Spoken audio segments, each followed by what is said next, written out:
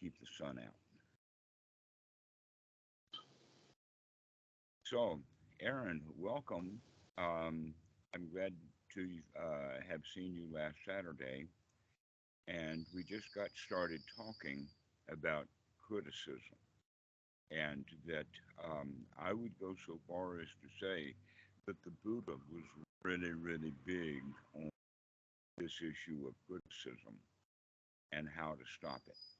That in fact, word in the Pali is silabbattaparamasa. Sila there is like the rules. Mm-hmm. And that what we do is we attach to these and for some children, following the rules keeps them alive. And so Yeah. we really do have to follow the rules.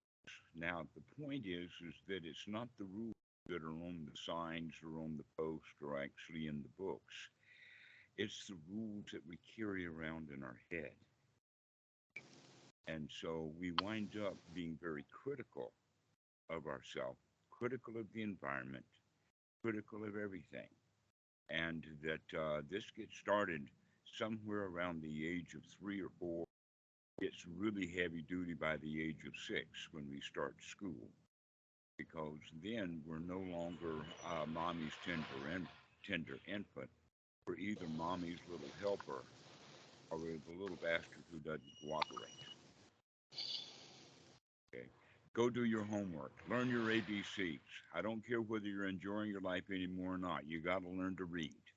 Pick up your toys. Pick up your room. Do what you're told to do.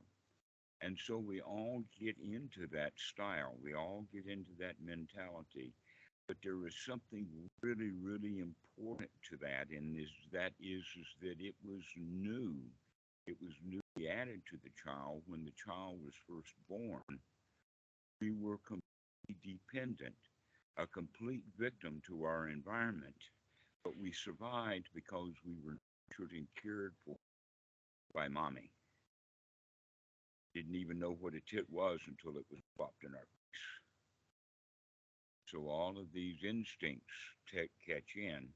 And so in the beginning, the mother and the child bond together. There's actually chemicals that they know about.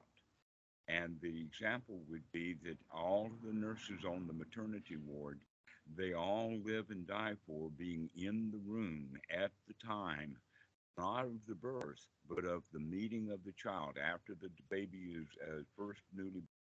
Somebody will go clean it up, and somebody else will clean up mom, wheel her to her bedroom, and then the baby comes in with a big celebration while that bonding happens. I am the mommy, and this is my job to take care of, and I love it. Okay, so that's the bonding. The nurturing starts then. Unfortunately, we get used to it, and then it stops. And we all, for the rest of our lives, pine for that being nurtured and taken care of, and everything we do is okay. By the time we're 4 or 6, we're not nurtured anymore. We're told what to do. Yeah. um, and that, The dumb that, animal. pardon? The dumb animal that gets told what to do. Precisely right. We all become dumb animals that do what we're told to do. But the worst part about that is that the dumb animal not only does not have a choice about doing what he's told to do, he also does not have a choice about how to feel how to do it. That if he were given a project in a nurturing way, then he might want to do the project, and then he can enjoy his work. Not taught that way. Taught to do it no matter what. You sit down and you do that homework right now. You concentrate on it. No more dilly dallying around. No more playing. I mean, we've all heard that kind of thing. And so it's a double whammy to lose the nurturing and get piled on with the criticism. So we begin to have those habits of criticizing ourselves, criticize others, get criticized by everyone, and that we don't have any more bonding. Okay, so this is the state of being that we wind up growing up into.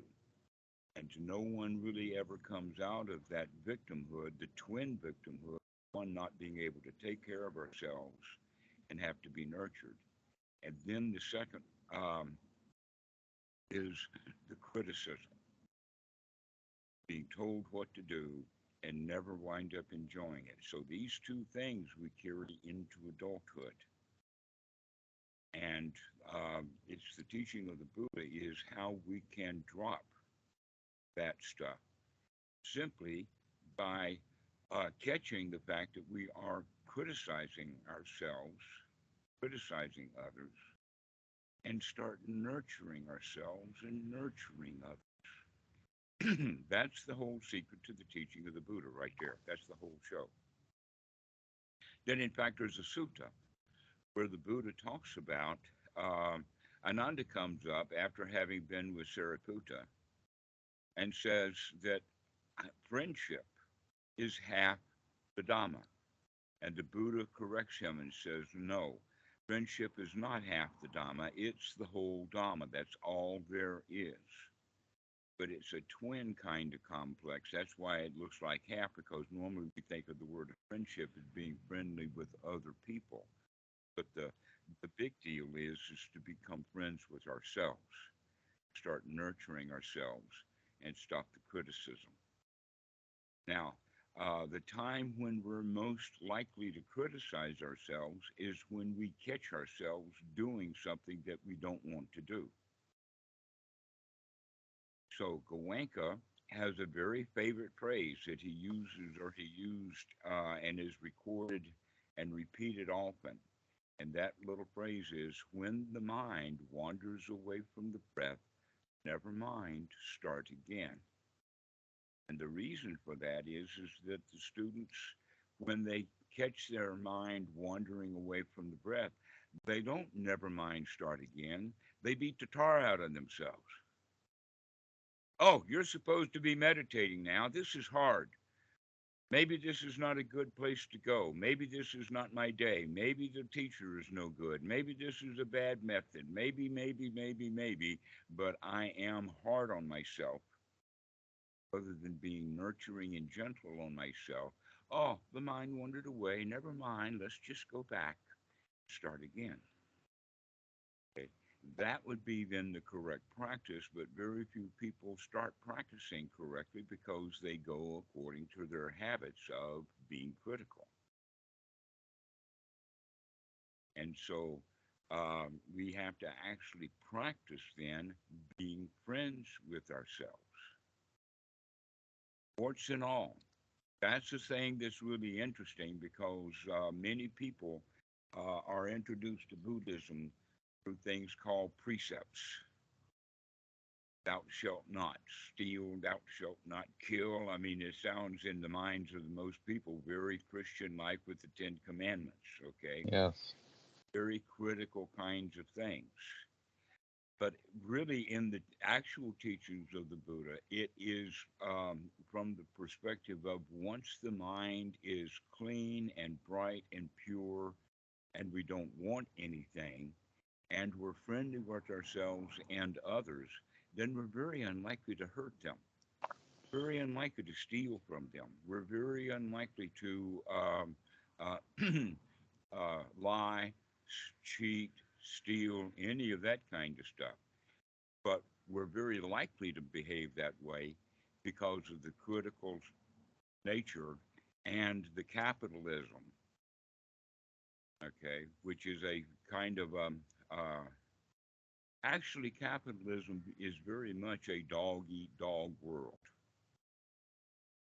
You can see that we got into that kind of mentality actually quite instinctively. The instinct, first off, the most important instinct is the self preservation instinct. And that's where fear comes up. And most of the time, we're dealing with other people as if we were afraid of them That's why we've got to compete with them. If we weren't afraid of them, we wouldn't bother to compete. I've already won.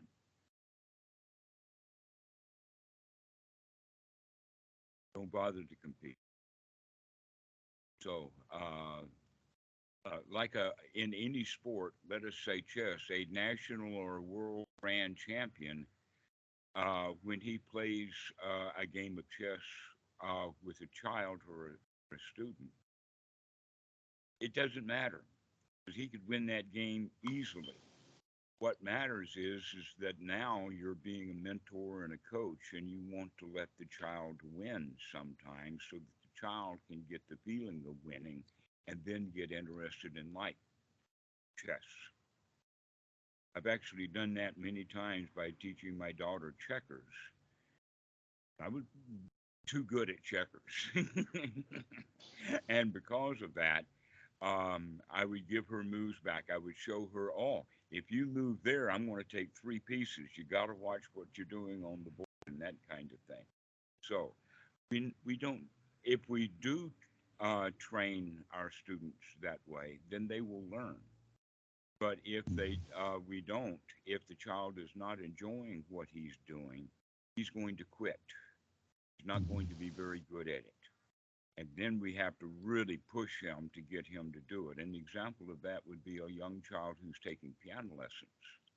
If the child actually enjoys it, if he can learn one or two songs and get interested in playing the piano, that's why it was so popular, chopsticks, because it's really easy to learn to play. And if the kid can learn to play chopsticks, he'll like it so much he might want to start actually doing the work of learning scales and chords, fingering, and that kind of stuff. Right? But if the kid takes a year or two of piano lessons and doesn't like it, then it's a drudgery. And his mother will probably stop paying because she sees that the kid's not getting anything out of the piano. Yeah, I have experience with a child in that way. Uh-huh. So, if we can then begin a practice of changing the structure or turning the tables on that kind of education that we've all received, that's what the practice of anapanasati is all about. That basically the teachings of the Buddha are very, very simple. He says it this way. He says is that I only teach one thing, both formerly and now. I teach only one thing, and that is dukkha, dukkha nirodha. And that even though the Westerners have gotten dukkha and just made it a great, big, huge thing they call suffering, most of our dukkha is not actually suffering. It's just um, dissatisfaction Hmm. that we put up with a whole lot of stuff that's not really up to our scratch. So we criticize it, but we put up with Hmm. it anyway. Okay? Hmm. And the teachings of the Buddha is saying, no, we don't put up with our dissatisfactions. We catch them, turn them around, turn that stuff around. Uh, by recognizing that when the mind wanders away from the breath, that's a time to congratulate yourself for seeing that the mind has wandered away from the breath, rather than fussing at ourselves because it did. And So, head, could I ask a question about that? So, the ahead. dissatisfaction is it purely dissatisfaction in our attitude, or would you also consider, like the standards that we expect of the world if we're dissatisfied with them? Is that also the dissatisfaction? Any kind of dissatisfaction is Because dissatisfaction. ultimately it's our mind that's in that state, right? Right. Ultimately, the mind is in a state of dissatisfaction no matter what was the source of the Mhm. dissatisfaction. That in fact, the Buddha strongly recommends that we begin our practice in seclusion, that we get away from the world and all of our dissatisfactions out there. And so we sit quietly, close the eyes, and start just monitoring what's going on inside the mind and inside the body. Start looking at what's going on.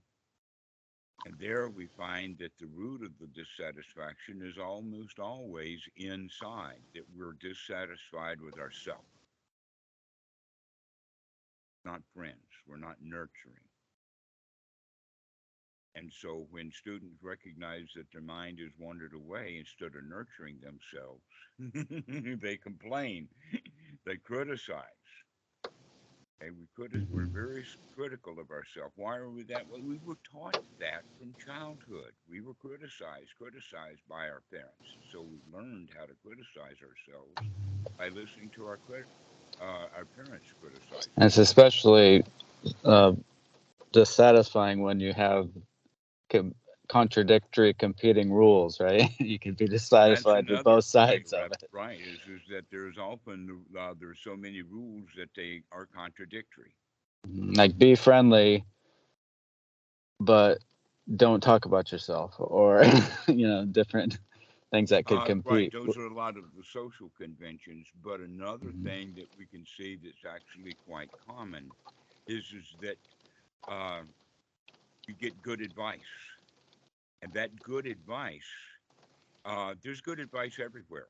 The problem is that we don't remember to take the good advice when we need to take that advice the most. Okay, like look both ways before you cross the street, right? And yet the kid's playing ball and he's now in the heat of the game and he's not going to look twice. He's just going to run out in the road to catch that ball. Okay. Mhm. So um, the other side of it, though, is that when we do get good advice, we often turn that into a rule. Mhm. Yeah. And, and so we make new rules with the good advice that we've had rather than learning when and where to apply that good advice. Mhm. And if we don't remember to take the good advice, then we don't take the good advice. Or in that moment, if we don't remember that advice, then we're unlikely to behave in that direction. So the practice really is in a way twofold. That is, number one is to start practicing with the concept of moving the critical thinking and start into the nurturing thinking, while at the same time, let's not make that a rule. Let's not make that good advice into a rule, because when you're not nurturing yourself, when you're critical, then you'll be critical of that too. Right. And so, in the Pali text, this issue of critical versus nurturing, I take those two words out of Eric Berne's um, transactional analysis, which we'll talk along a bit. But in the teachings of the Buddha, there's a wide variety of language that's used for that. One of them is that the critical mind is an obstructed mind, that the mind is obstructed or it is hindered, that these are the hindrances, or this is this criticism. That we get restless, we get worried, get agitated, we want things, etc., like that. And so we're in a way critical because we don't have what we want. And so another language that's used is wholesome and unwholesome thoughts. But wholesome and unwholesome is used quite a lot. The Pali word, by the way, is kusala and akusala. And the word kusala actually comes from a very, very heavy grass, like lemongrass, long blades, very thick, serrated also. And in the time of the Buddha, they would take this kusala grass and dry it under a heavy weight, like a log or a brick or something. And then it was suitable to be used as a knife. You can cut cloth, you can cut bread, you can cut all kinds of things with this. It's a very easy, cheap knife, and you don't have any grasp on iron around. The grass itself will be cuttable. Okay, and so when we say wholesome, that means that we can see into it. We can cut through it. We can Mhm. diagnose it. Okay, you've heard the Hmm. word diagnostics or diagnosing. Okay, what Hmm. does that mean? The diag is the cutting, so that you Right. know it, right? Right. Sure. Right. You take it apart. You Hmm. Like, I yeah. isolate the damage, etc., like that. So this is what we Hmm. mean by kusala versus akusala, which means just leaving those unwholesome things unwholesome without diagnosing them. Not, let us say, uh, using discernment. Okay. Uh, Okay. Another way that we talk about it is in the sense of the nurturing is to gladden the mind, to brighten the mind, make the mind bright and shining. Okay. So we've got obstructions, we've got hindrances, we've got wholesome versus unwholesome, and we've got brightening the mind. These are the words that are used in um, the literature, that I'm also adding the words nurturing and critical. Okay. Now, the interesting thing about the nurturing part that most people think is that, oh, I can be nurturing to myself once I pass the critical test. I've got to get up to scratch first. I've got to meet my standards, and then I can get my nurturing. That my love for myself is conditional. Hmm. Okay. And what we're actually teaching here, and this is such an important thing, is to continue to start taking yourself unconditionally loving, unconditionally being friends with ourselves. Even when we catch ourselves screwing up, we don't criticize that. We nurture it in the sense of, well, I'm glad that I caught myself screwing up there. I could see it. Yeah. Okay, so And there's make that more salient than the screw up. Make exactly right. the nurturing part. Catching the screw up is more valuable, more Mhm. wholesome than just screwing up and hating that you screwed up. That in fact, if we don't like the screw up, we'll try to hide it. Right. We'll hide it from ourselves in the state of denial, Right. and we'll hide it from others in the state of lying to Or others. try to blame somebody else for why we screwed up. Right, exactly. It wasn't me. Instead of accepting that we screw up naturally, that every toddler who's learning to walk is going to fall down a whole bunch of times. If they were critical, and I mean, if you were critical of the child, 18 months old, just beginning to stand up, and as soon as he falls down the first time without even getting one step going, and we spank the child because he can't walk yet, that child may never learn to walk. Okay, the same thing true with piano. That if the child is enjoying the mistakes that he's making and he's still getting through the piece, then he's enjoying it. But if the teacher stops him and spanks his fingers with a ruler because he missed a note, now he's not enjoying it. Okay. And so here we are as an adult banging our own fingers with rulers because that's what happened to us as a child. Yeah. And we're Okay. not seeing the next thing that's happening while we're criticizing ourselves. Exactly so. All right. So this is the actual aspect. So let's get into it from that quality of dukkha, nirodha, because most in the West, because they're already in that critical mind state, they think that they have to look at the dukkha, see the dukkha, inspect the dukkha, cut the dukkha open and see how bad the dukkha is and see that this dukkha is related to that dukkha and that dukkha is going down the dukkha rabbit hole. And down at the bottom of it is fear, disgust, despair, anguish, and a strong desire to get out of it. Well, you already had the strong desire to get out of it before you ever started practicing in the first place. So there's no reason for us to use our practice to take ourselves into some dark night of the soul or whatever they want to call it. Okay.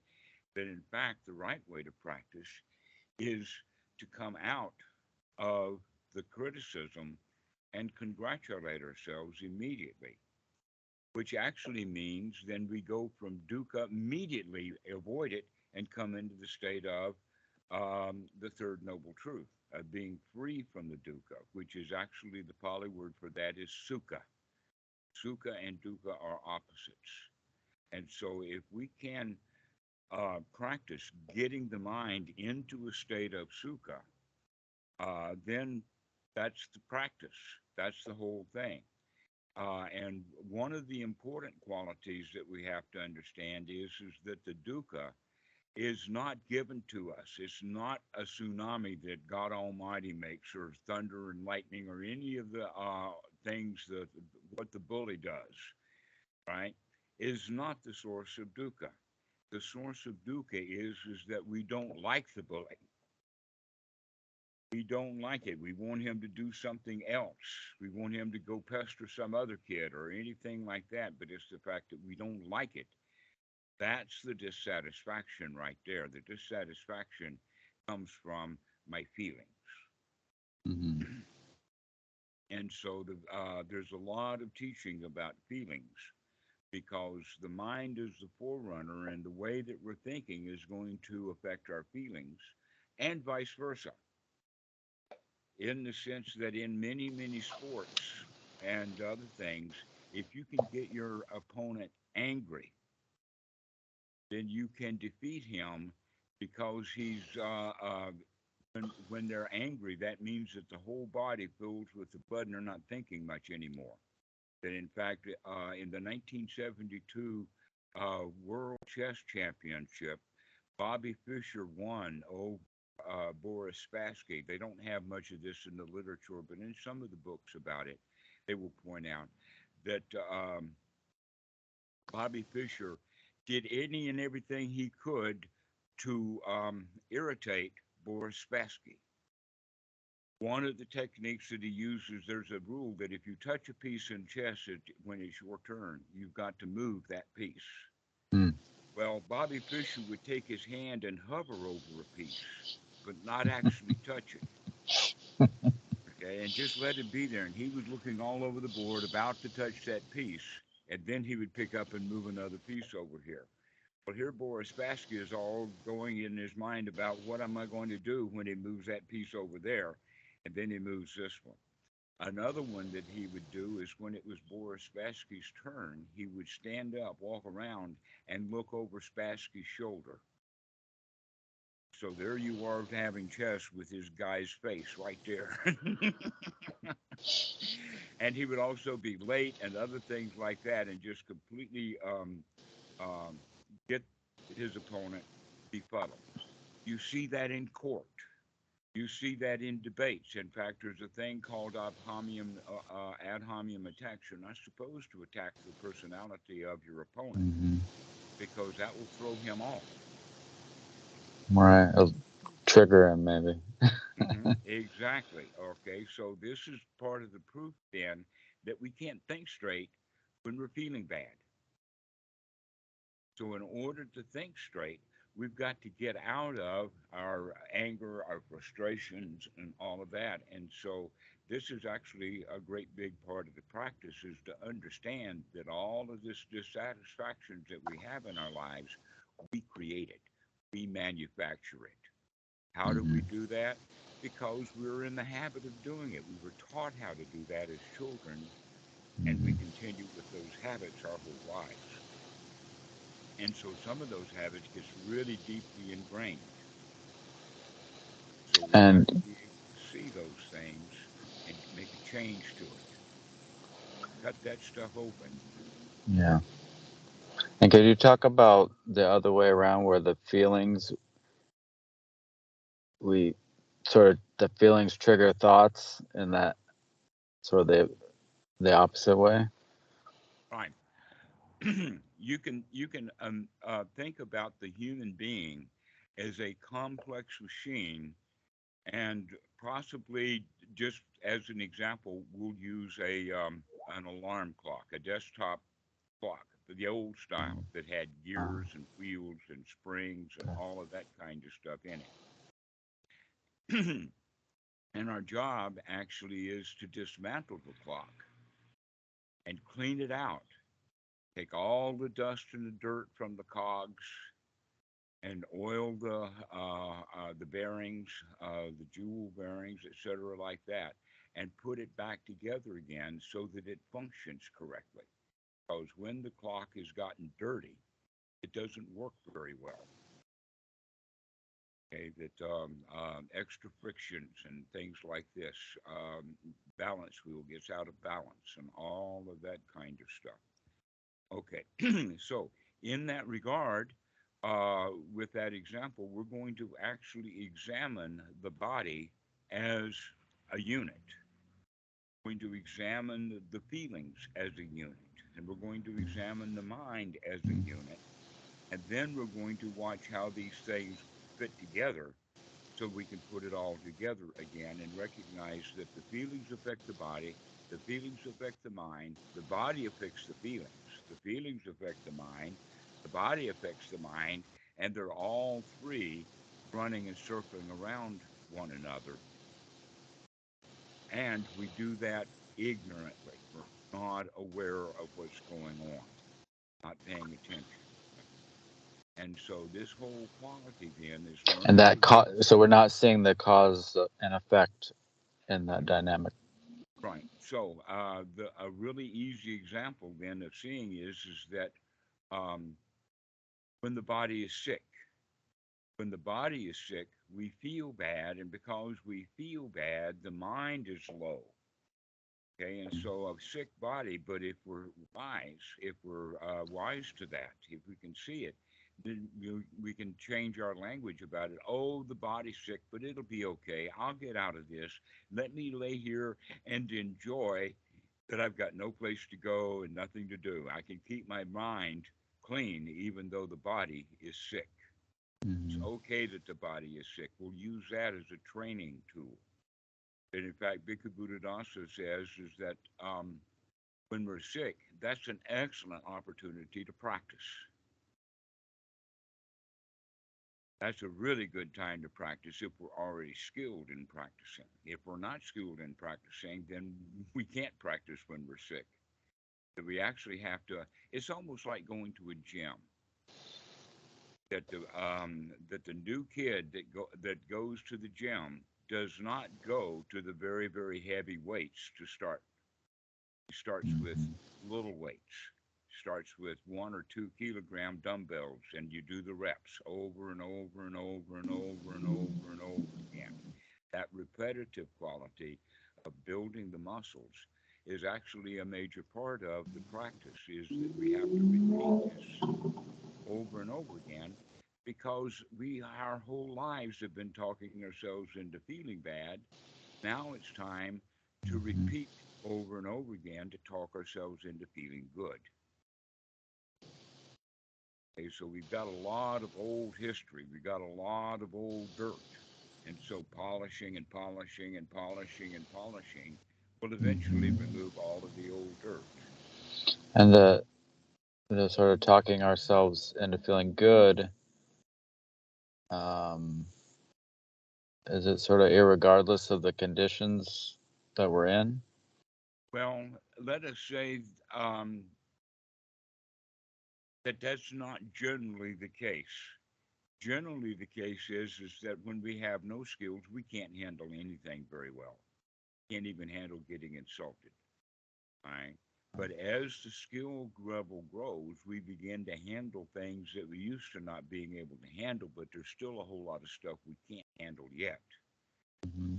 And so, in a way, the training means is that we can't just sit there with sitting in private doing 1 kilogram dumbbell. We have to actually go to the bigger stuff and Right. progress through it so that we And can but get we also can't just jump to the big stuff, right? right. So we practice in seclusion first to be able to at least get the mind cleaned out when it's got no heavy duty work to do. There's nothing to Mm-hmm. lift. All we have to do is just get the mind into a good state. And then we can learn to do that even when the cell phone breaks or even when the postman comes.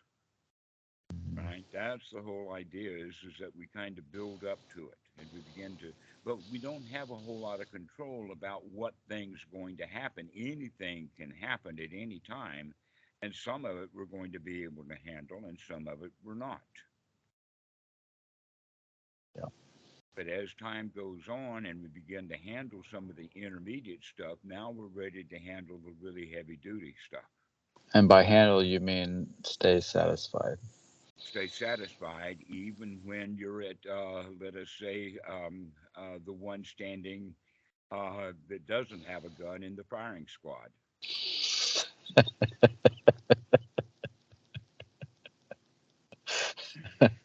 Because, in fact, Yeah. we're all going to die.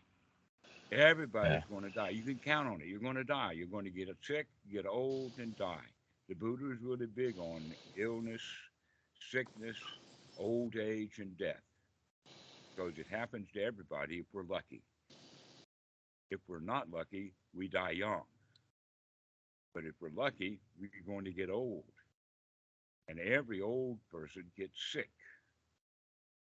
And so when we're young, if we can handle being sick, then when we're getting older, we can handle being sick. And in fact, that's why we want, as Bhikkhu Buddhadasa says, use sickness as an object of meditation. And it's a really excellent time to practice because there's going to be some day that you're going to get so sick it's going to kill you. How can you handle that if you can't handle the stubbed toe? Mm-hmm. Okay, so this is actually a training for the really, really big stuff, but we do it a little bit at a time. Mm-hmm. And if we've got nobles around us, they'll set us up in positions to grow, Right. put us under pressure, not enough pressure that we go into dukkha, but just enough pressure so that we can get over it and learn something, get that heavier training. It's like when our coach brings over a 10-kilogram dumbbell and says, "Here, do this one." Mm-hmm. And then we recognize, oh, I can do that. I am ready for it. Okay, so this is one of the reasons for being around other nobles is because they can guide us and help us as we're progressing. Uh, they don't have the same confirmation biases that we have. This is also one of the real good reasons why the teaching of the Dhamma is best done on a one-on-one instruction. But look at all the stuff that really is done one-on-one. I mean, if a kid really wants to learn an algebra, it's better for him to be there with the book and the teacher rather than sitting in the back of the class being disturbed by Yeah. half the other kids that are not interested. Yeah. Uh, and so a great big meditation class is not the best place to learn because the students, for one thing, they don't get a chance to ask the question like you do when we're on Skype here. And so the Dhamma is actually best learned from a teacher who knows what he's talking about so he can guide the student easily. Problem is that a book, you can't get Dhamma out of a book because you get to page 96 and the book doesn't say that, hey man, you're on the wrong page here. Go back to page 6. That's what you need to do right now. Right. You Um, shouldn't be here. right, right, right. You're trying to pick up a dumbbell too big. And you're going to get frustrated and angry and upset and uptight because you can't do something that you knew you couldn't do before you tried it.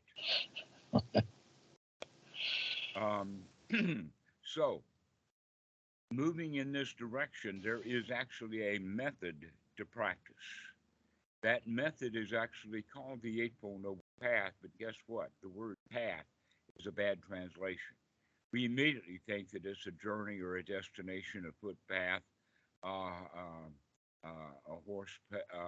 path, a trail, a highway, something like that. To where, in fact, it's not a path at all that way. Uh, in fact, the word way is better because we also use the word way for like a parkway or a highway, but it's also a, a method. Mm-hmm. This is the way to do it.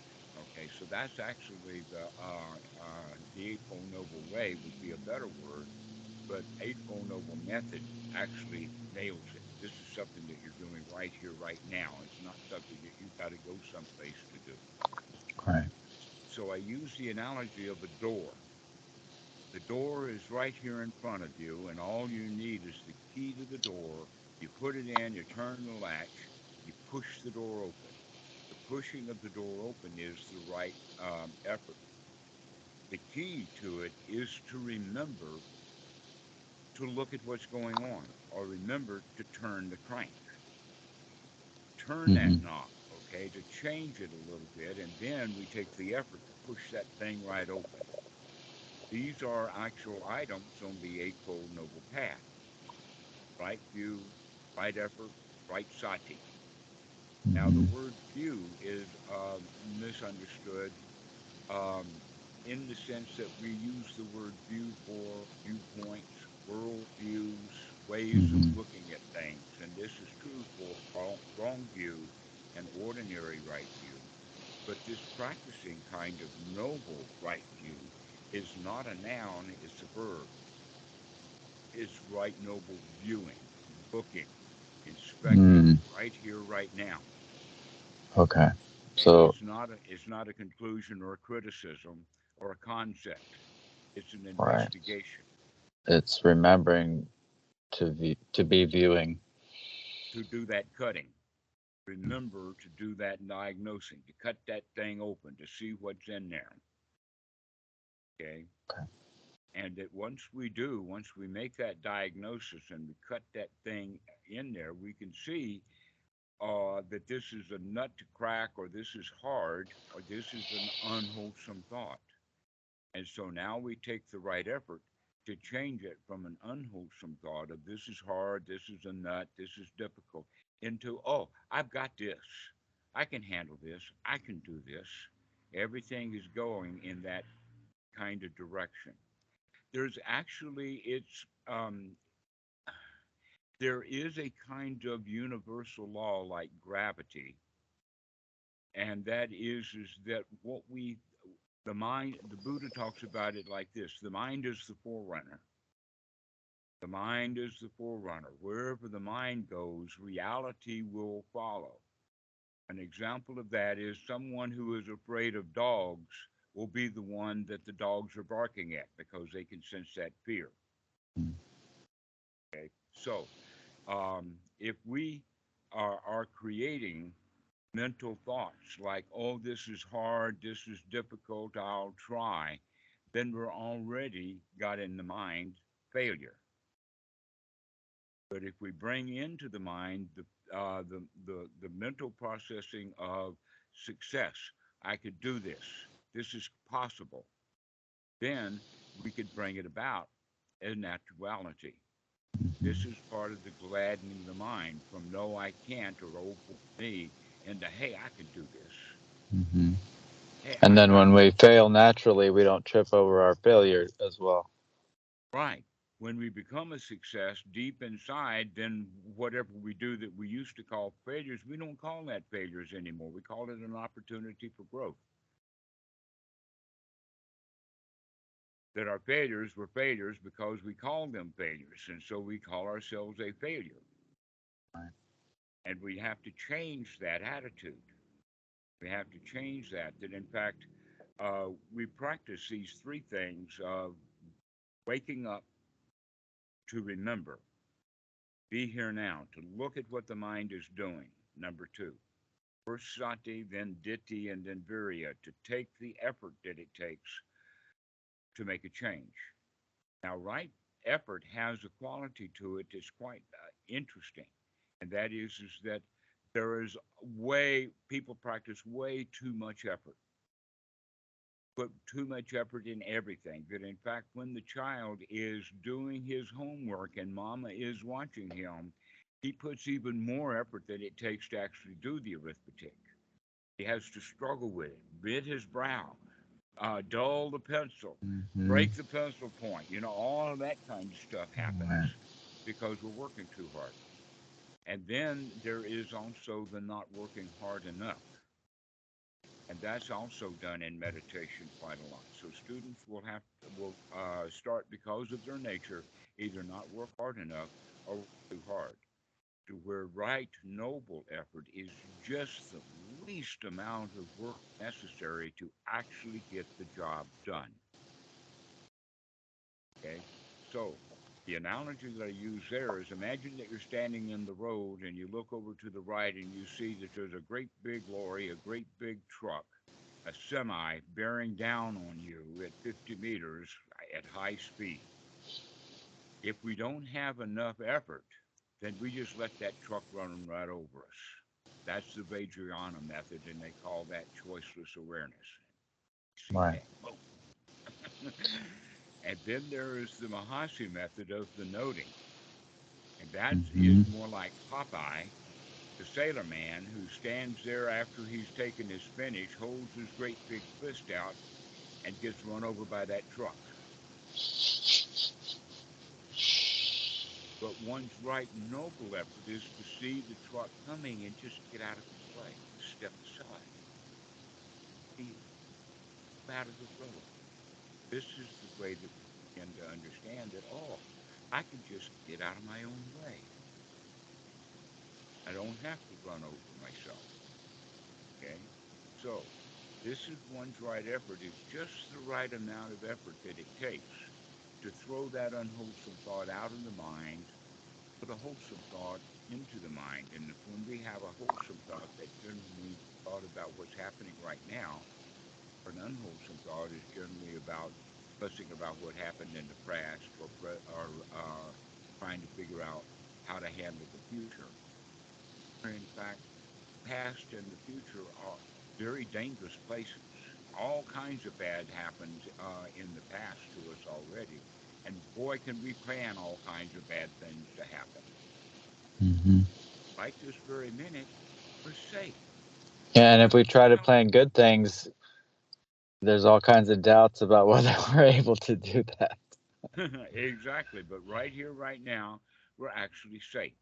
And so we actually pay attention to the fact that there are no alligators, there's no frogs, there's no barking dogs, there's no militia, there is no SWAT team, there is no boogeyman, there's no bear in the closet. All of these childhood things we don't have to deal with anymore. They're not there. We can feel safe and secure. Sorry about the beeping.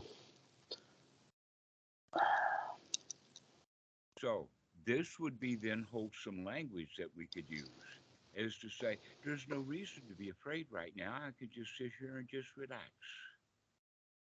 Just relax. I don't have to have this mental concept about some train or some truck barreling down on us. If we could just let that go, load it well, and let it pass by. Just throw it out, let it go, and we come back to the security and the safety of this present moment. Also, in the practice, we want to practice with the body to make the body feel if the body is uptight, tense, in pain, then the mind is going to be uptight, in pain. And so we need to get the body situated in a natural place. You probably already know enough about Buddhism in the West to know about retreats. And those retreats are actually way over the heads of most of the students. And they have wind up with a lot of body pain because they're not used to sitting on the floor. And I wouldn't recommend sitting on the floor. But Asians do that because in the tropics, we don't need furniture. Furniture is for cold weather and by the culture. And so whatever posture that you're in, whether you're sitting on a chair or on the important thing is to get the body comfortable, Mm-hmm. which means we actually have to pay attention to the body. Taking long, deep breaths will help relax the body.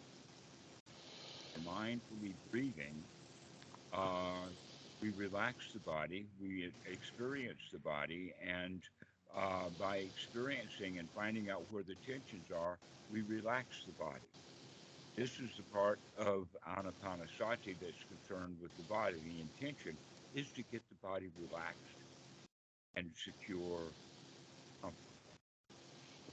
So we intentionally talk ourselves into that, getting into postures that are comfortable. then we talk about that. Oh, the body feels really good right now. Oh, this is really good breath. And so now our thoughts about what's happening in this present moment. Because all of the trouble is either in the past or off in the future. But right now, everything's okay. Mm-hmm. And so this is the way we begin to practice. And then the mind will wander away. And when we catch it wandering away, oh, never mind. Never mind. You're a good kid. It's okay. The mind wandered away. Just come back and start again.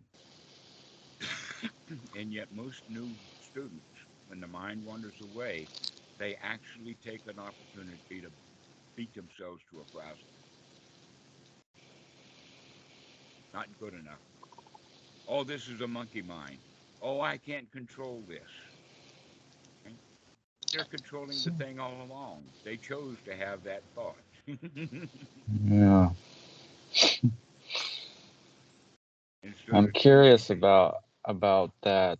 If the student is better at the meditation than the rest of the day, let's say, when their mind's being pulled into other tasks.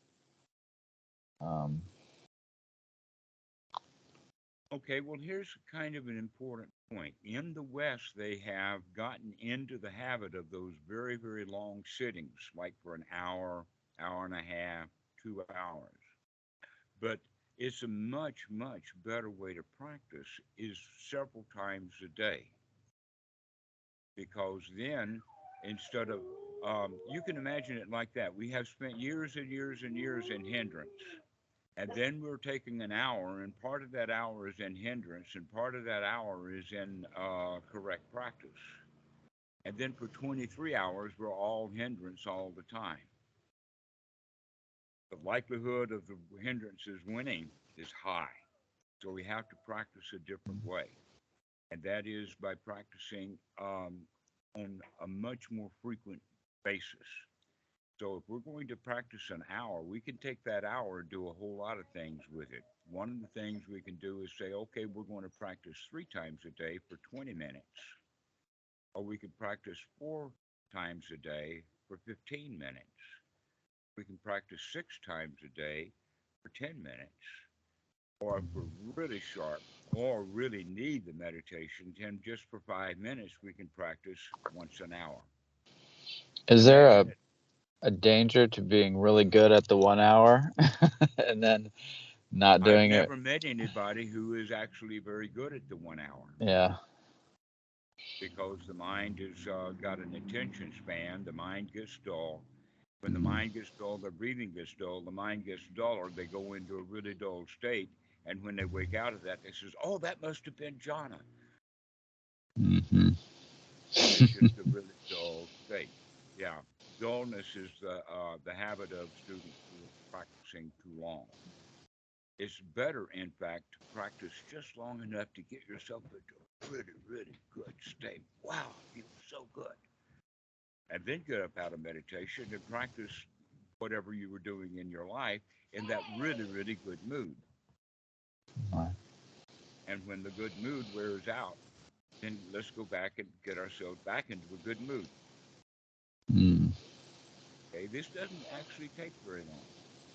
Uh, uh, Possibly 6 times a day for 10 minutes would be a good place to start, knowing that I've got only this 10 minutes, and that's enough time to practice Mm-hmm. to get my mind into a really good state. I can feel safe, secure, and then satisfied. So this is the way to practice is break it up into short pieces and start practicing these 3 things over and over again. To remember, take a deep breath. Remember, gladden the mind. Remember, investigate the mind and to remove the unwholesome thoughts and to put wholesome thoughts in. And so we practice this over and over and over again with thoughts like I feel safe, I feel I feel wow, this is good. I like this breath. Okay. These are all, by the way, nurturing thoughts also.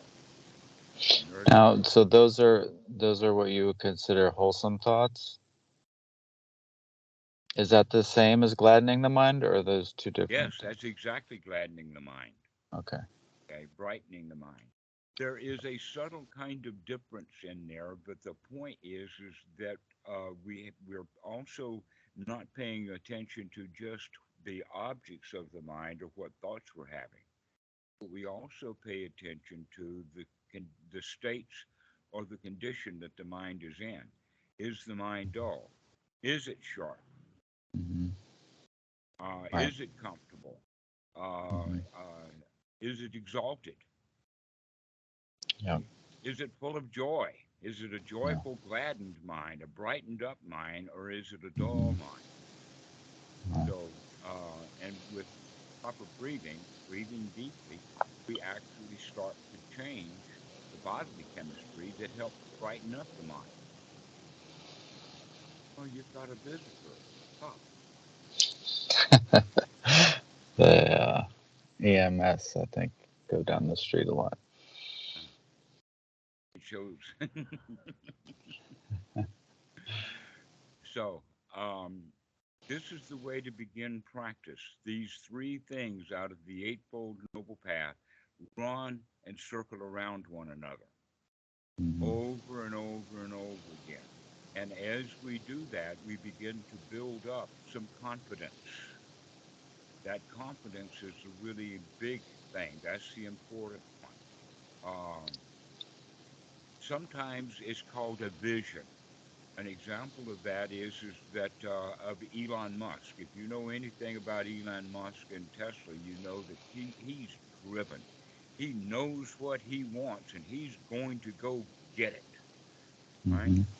That's the kind of confidence that we want to build up that I can do this. Wow, I feel so good. Yeah. Okay, I feel good because I feel confident and I feel like a winner. This is the Sama Sankappa. Yeah. And when we bring those four things together, that brings the mind into a unified state. That confidence that I can do this is the unification, to where the criticism is a disunification. It is finding faults, it's breaking things apart, it's Right. being unfriendly. But if we Right. start with nurturing and friendly, and then we develop the attitude that I can do this, then that really brings things together. And if we're bringing it together for ourselves, it's hard to not do that for others. Right. When you're in a joyful mood, you said you spread that joy to others. It's hard to really cheer somebody up when you're Until not cheerful yourself. until you trip again, until you trip again on the competitive aspect. Right, exactly. But when you already the best guy in the room and you know that you're the very best in the room, then you can, an example of that, let us say that you've got a situation where one guitar player after another gets up on the stage and shows off. Okay, for whatever, maybe it's a competition or a contest or whatever like that. And when you're on stage, you have the confidence that you're already the best one here. Ain't nobody going to do anything. So you can just have a ball playing your instruments. Get your axe just smoking because you love it. But then when you go down and you sit in the audience, then you don't have to compare what you did with the other guys. You can let the other guy smoke and burn and really show off his talent. And you give him a great big hand because you really like the fact that he's Yeah. good. Yeah. Not as good as you are, but he's good. But if we have the idea that, oh, he's better than I am, then, Right. oh, poor me, I've got to go practice all, and then we begin to Right. get critical ourselves. Yeah. Yeah. Um, He might beat me if he's better than me. uh-huh, exactly. Okay, so here's the thing, and we can use this kind of as an equation. You know, the equation, the most important one would be the equal sign. But we Hmm. also have greater than and equal and greater than and less than. We have equivalency. There's a lot of different signs that mathematics uses. Okay. What we're going to do is stop using those symbols in our mind of less than or greater than. Hmm. Then when we good at that, when we stop comparing things and just let them be, the next thing that we do is then we remove the equal sign. Mm-hmm. Stop comparing altogether. Stop having an equation. Mm-hmm. And instead, the new symbol that we want to put in there is the heart symbol. A loves B. Rather than A is less than B or A is greater than B or A equals B. No, A and B are good friends. That's Mm-hmm. the mathematics that we're going to improve. Stop comparing ourselves to others. Let him be the very best he could be, but he's certainly not as good as me because I'm not comparing anymore. I'm just enjoying what he's doing like I'm enjoying what I'm doing. So you And can tell how him he's the very best there is, and so am I. Very best there is. No comparison needed. how does that work within yourself if I'm you're okay. comparing? This is all right. No place to go and nothing to do. I've already done the job. The job that needed to be done has been done. Okay, sundown. Time for the bell to ring. Time for the slave to put down his big sack of cotton and set out on it. Just take a rest. Just stop working. Stop comparing. Stop striving and just enjoy what a relief it is. That the job is over now. Don't have to work. So, what was the job to do? The job was to throw the problems away rather than solving them. We think that the problem needs to be solved and then the work has been done. No, the real work to do is to have no problems. And when we have no problems, the work is done. So get into the state of having no problems. Right now, there's no problem. Right now, there's no place to go and nothing to do, and everything is just hunky dory. And so that's the way that we practice. We practice getting the mind into a really good state. And just like I've been talking here, you can talk yourself into getting into a really good state in only 10 minutes. After you do that, you're ready to go do anything happily. So that's the way that we practice, and we do it several times a day, doing these four things to remember to look, make a change. Remember to look and make a change. To remember to look, to make a change, and then congratulate ourselves for it. Yeah, we could do this. Now we've got remember to take a look, make a change, and pat ourselves on the back, congratulate ourselves. And with that, that becomes by practicing that over and over, mind becomes unified around this. The Pali word is shraddha. Shraddha means confidence. It's translated as faith, but it's not faith because this is evidence based. We've got solid evidence that I feel good.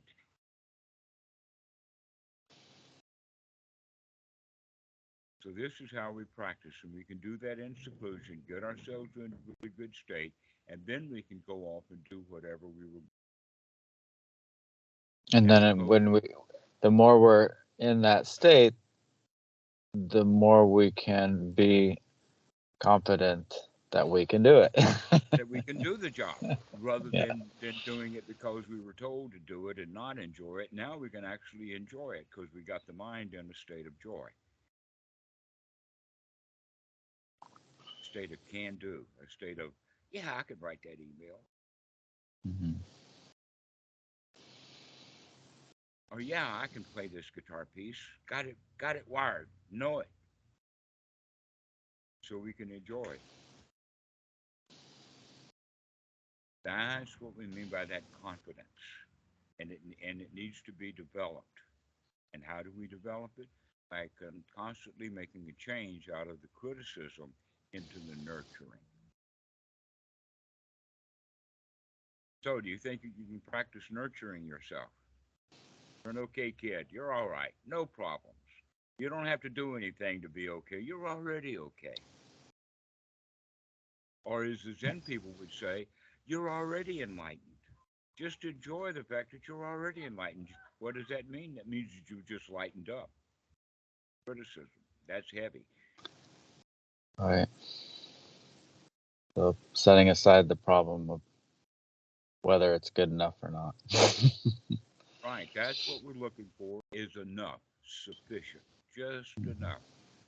Okay. Because if we've got enough, then that's being satisfied. We're satisfied with just enough. That satisfaction then leads to the feeling of success. Safe, secure, All right. comfortable, And it doesn't satisfied. matter because we don't have anywhere to go anyway. So Because you we don't have any just place to enjoy go it. anyway. Right. Yeah.